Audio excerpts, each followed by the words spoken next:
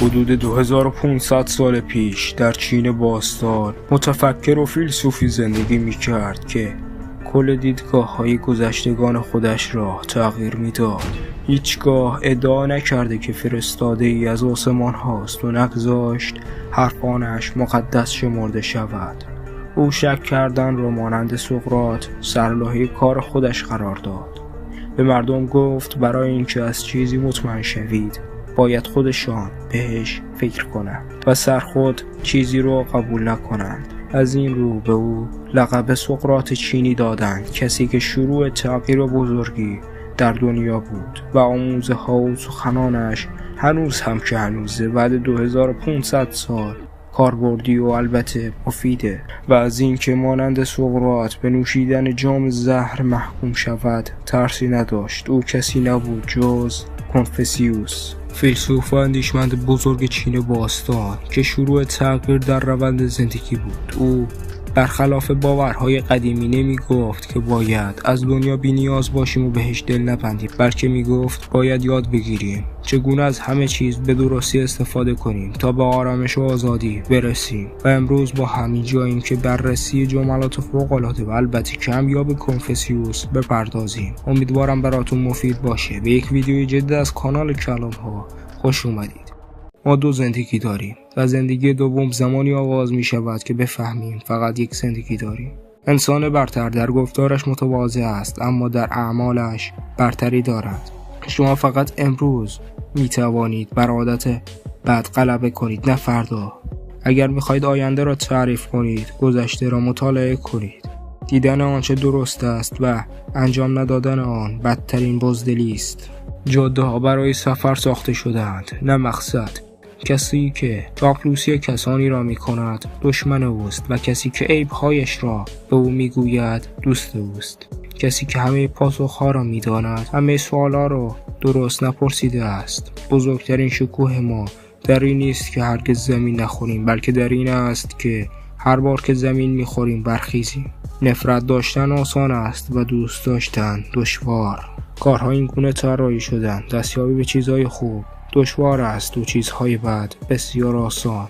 کسی که دنبال دو خرگوش بدود در نهایت هیچ کدام را نمیگیرد. اگر آنچه را که باید بگویید بهتر از سکوت نیست پس سکوت کنید. طوری یاد بگیر که انگار دائما احساس میکنید هیچ دانشی ندارید، گویا دائما ترس از دست دادن دانش خود دارید.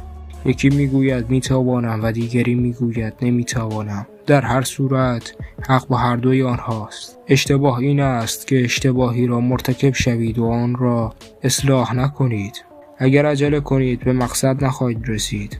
اگر فقط چیزی های کوچک را ببینید افتخارات بزرگ را انجام نخواهید داد. کسی که به شما توهین می کند انرژی منفی شما را می گیرد و انرژی مثبت خود را به شما می دهد. به خودت احترام بگذار، خواهی دید که دیگران نیز به تو احترام خواهند گذاشت. اگر از شخصی متنفر هستی به این معناست که او شما را شکست داده است. شکایت از یک چیز ناخوشایند 2 برابر کردن دردسر است، ولی خندیدن به آن در اصل نابود کردن آن است. سوال بپرسید و 1 دقیقه احمق به نظر برسید بهتر از اینه که سوال نپرسید و 1 عمر احمق بمانید. زندگی شما همان چیزی است که افکار شما میسازد. مهم نیست چقدر مشغول هستید، باید یا زمان برای مطالعه پیدا کنید یا خود را تسلیم جهل خود بدانید. زندگی واقعا ساده است اما ما اصرار داریم آن را پیچیده کنیم. 1 کاسه برنج به 1 نفر بدهید تا 1 روز او را سیر کرده باشید. به او بیاموزید که چگونه برنج خود را بکارد و جان او را نجات دهید. تا زمانی که توقف نکنید مهم نیست که چقدر آهسته پیش می روید. وقتی که عصبانی می شوید و واقع با آن فکر کنید. شخص نجیب خود را سرزنش می کند و شخص فرومایه دیگران را سرزنش می کند. از 3 راه خرد آموخته می شود. از طریق اندیشه که اصیل ترین راه است، از طریق تقلید که راحت ترین راه است و از طریق تجربه که دقیق ترین راه است. آنچه را که نمی خواهید با خودتان انجام دهند با دیگران انجام ندهید. انسان بزرگ با روی خشک رد می کند و انسان کوچک با روی ترش می پذیرد. سه نوع دوستی است که در همه جا پرسود و با ارزش است و سه نوع دوستی دیگر است که زیان آور است و باعث پشیمانی می شود. دوستی با کسانی که در دوستی خود پایدار و با وفا هستند و با کسانی که درستکار و راستگو هستند و با آن که تجربه بسیاری دارند سودمند است. ولی دوستی با رفاقت با چاپلوسان و ریاگویان و ریاکاران موجب بدبختی و رسوایی است. اگر مرد یا زنی اغلب به رابطه جنسی فکر می‌کند نشانه این است که او تعادل درونی ندارد و با این کار فقط به دنبال ارضا کردن افکار خود و خواسته هایش است. بنابراین برای یافتن تعادل واقعی روح خود باید به اندیشه ها و با فضیلت فکر کنید. راستی دوستان، نظرتون درباره این جمله چیه؟ آیا کسی واقعا به این موضوع زیاد فکر میکنه تعادل نداره؟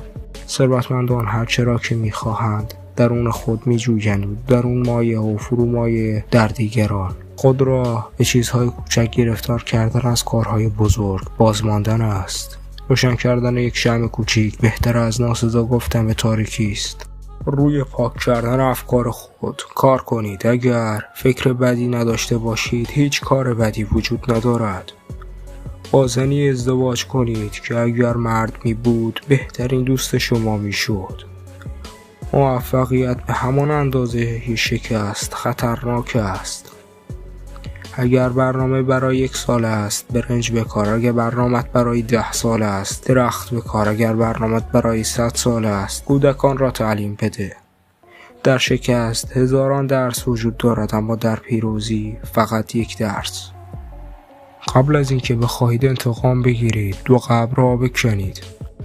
3 چیز را هرگز بر نمیگردد: زمان، کلمات، فرصت ها. زمان را تلف نکنید، کلمات را به درستی استفاده کنید و فرصت را از دست ندهید. راستی دوستان، با کمک بزرگان این عرصه یعنی رابرت کیوساکی، دارن هاردی و وارن بافت به ویژگی‌های دوستانی پرداختیم که ذهن و جیب ما را خالی میکنن و اعتبار و آبرومون رو از دست میدیم با اونا. لینک این ویدیو رو در کامنت ها میذارم و آخر همین ویدیو هم نمایش داده میشه. راستی تو رو قرآن منو ساب کنید اگر از این ویدیوها دوست دارید. دوستان، شما با کدام یک از این جملات کنفوسیوس تونستید بهتر ارتباط برقرار کنید؟ مرسی که تا اینجای ویدیو رو دیدید و همراه ما بودید. اگر از این ویدیوها خوشتون اومد خیلی ممنون میشم که با لایک و کامنت های با ارزشتون از ما حمایت کنید. تو رو قرآن سابم کنید. ممنون. خدا حافظ.